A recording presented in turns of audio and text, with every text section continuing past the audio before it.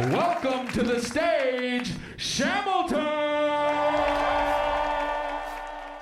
They call themselves Baby Wants Candy. They're one of the top musical improv troupes in the world, and they're performing 2 musicals here. That should be enough to send you running for tickets to the Asheville Improv Festival.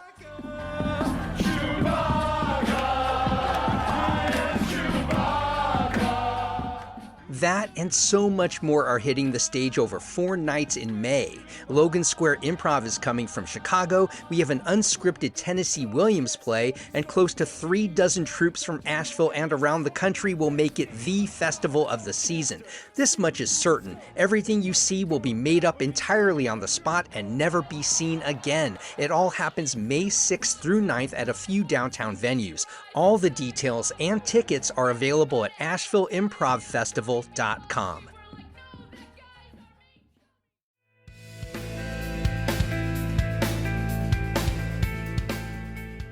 Wake up, Asheville! I'm Matt Peiken, and this is your local newscast for Tuesday, April 7th.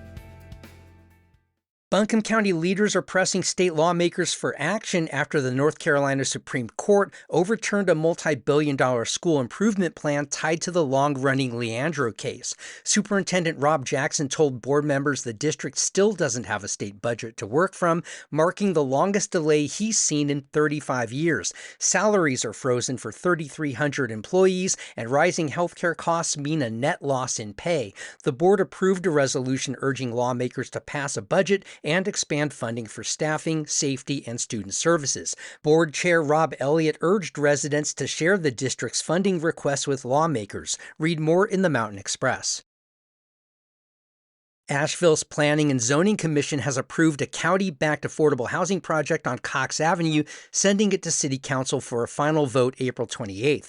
The development would bring about 200 affordable units to downtown, serving households earning between 30% and 80% of area median income. The project includes parking garages with entrances on Cox Avenue and Ravenscroft Drive, and would close part of Sawyer Street for pedestrian access.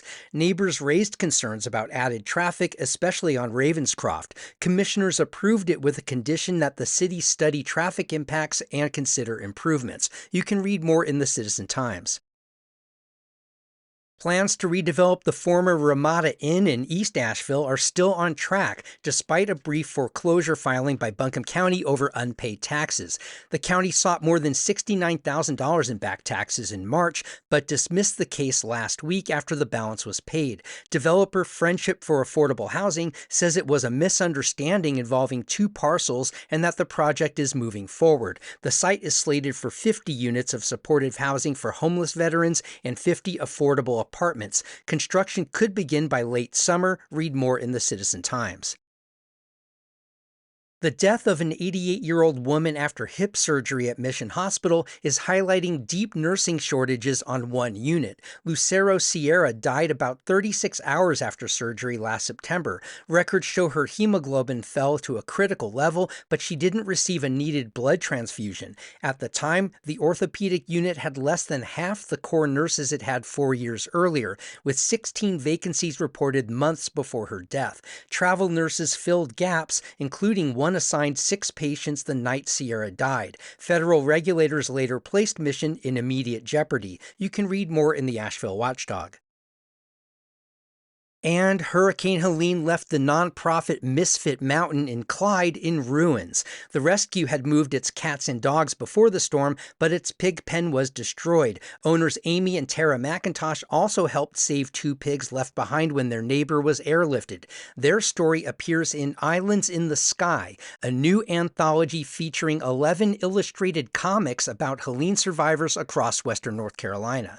The book includes first-hand accounts ranging from animal rescues to storm damage and personal loss. A crowdfunding campaign raised $30,000 to pay the artists, letterers, colorists, and local writers. A national release is planned for August. You can read more at the Assembly NC. As you can tell every time you listen to Wake Up, I draw all the content from the credible sources of journalism right in this city. But if I've messed up with anything like how to pronounce something, or you think there's just something more I need to know about a certain story, you can always drop me a line at editor@wakeupthenews.org. I'd love to hear from you. Thanks so much for tuning in, and I'll see you on the next episode of Wake Up.